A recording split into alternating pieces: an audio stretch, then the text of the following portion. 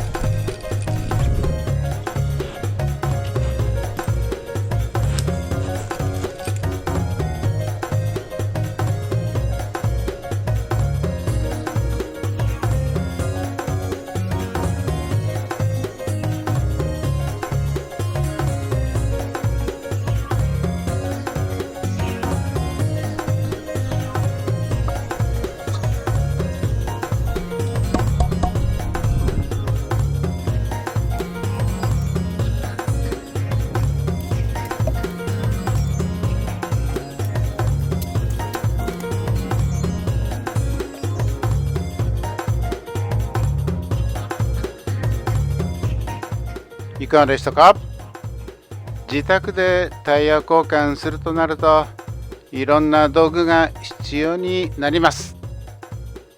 ご視聴ありがとうございました。